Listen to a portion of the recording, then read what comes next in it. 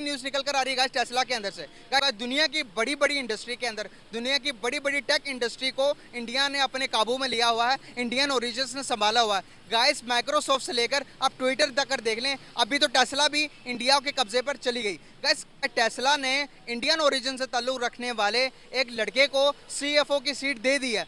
क्या करने जा रहे हैं इंडियंस, और पाकिस्तानी कहाँ पर रिलायबल कर रहे हैं? हमारा कहीं पे नाम क्यों नहीं आता? किसी भी टेक इंडस्ट्री के अंदर, किसी भी इंडस्ट्री के अंदर पाकिस्तानी कहाँ पर है? बात है कि पाकिस्तान मांगने में नंबर 1 है। उन्हें पता है ये भिखारियों का मुल्क है। सख्त ठीक बात है, कर रहे हैं। मैं सख्त बात कर, मैं डर के थोड़ी कर रहा हूँ, आज सच की बात कर रहा हूँ। भिखारियों का मुल्क है। यहाँ पे आप देखें, बिजली आज 60 रुपये यूनिट कर दी गई है। इंडिया में जाके देख ले बिजली कितने रुपए है। 300 यूनिट तो वहाँ पे जो मैंने सुना है कि कई इलाकों में, कई एरियाज में वो फ्री है। 300 फ्री है यूनिट ना।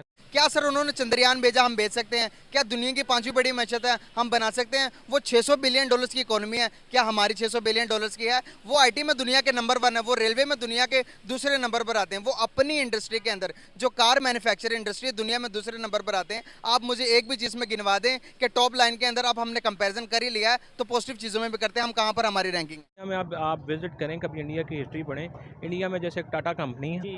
ठीक है, हर लोग वहाँ पे, हर एक को वहाँ पे मौका मिलता है, काम करने का मौका मिल रहा है, मेरिट और पे। मेरिट पे मिल रहा है। और वहाँ के लोग जो उनसे है ना, वो तरक्की कर रहे हैं। पाकिस्तान के लोग क्या करते हैं कि यहाँ से बाहर जाएंगे ना, यहाँ पे बिजली जैसे चोरी करते हैं ना, इसका सिस्टम पाकिस्तान में जो बदनाम हो चुका है। बाहर जाके भी ना चोरी का जो कंसेप्ट है उनके दिमाग से ख़त्म नहीं हो सकता। भारत जो है वो फ्रांस से एटॉमिक सबमरीन लेने की बातें कर रहा है, और जो वो ऐसी सबमरीन है जिनके अंदर ही रिएक्टर मौजूद है एटॉमिक, और they have capacity and ability to stay under the water for unlimited period of time. जय हिंद दोस्तों, भारत के वीर चैनल पर आपका स्वागत है। दोस्तों, भारतीय मूल के लोग दुनिया भर में बड़ी बड़ी कंपनियों और पदों पर काम कर रहे हैं। अब एक और भारतीय ने बड़ा ओहदा पाया है जो कि चर्चा में है। ये शख्स हैं वैभव तनेजा। वैभव दुनिया के दूसरे सबसे अमीर बिजनेसमैन एवं ट्विटर के सीईओ एलन मस्क की कंपनी टेस्ला के चीफ फाइनेंशियल ऑफिसर बने हैं।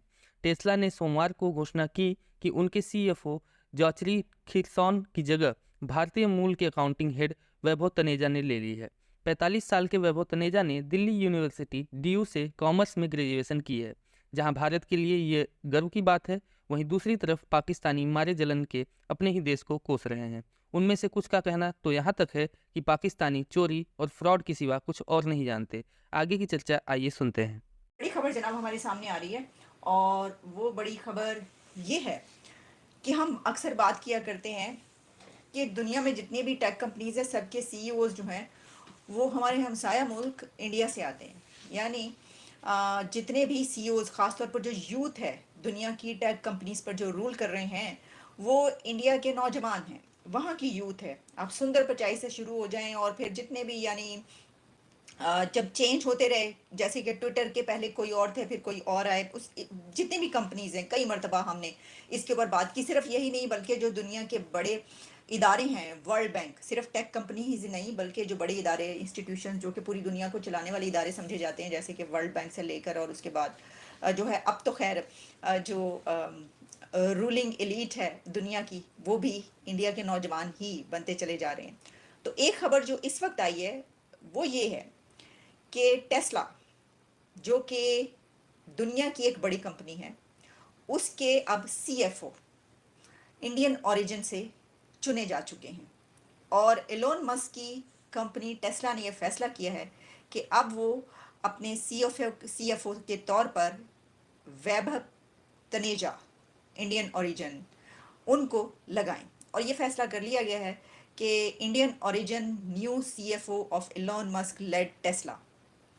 इससे पहले जो इसको कर रहे थे कंडक्ट सारा एज ए सीएफओ, उनकी तरफ से एक स्टेटमेंट आई है, और एक उनकी तरफ से जो है वो नोटिस आप कह लें या स्टेटमेंट कह लें, वो सामने आ रहा है, जिसमें उन्होंने कहा है कि वो जो हैं वो शुक्रिया अदा करते हैं, थैंक यू करते हैं, और उन्होंने बड़ा ही अच्छा टाइम गुजारा और ये सब हुआ।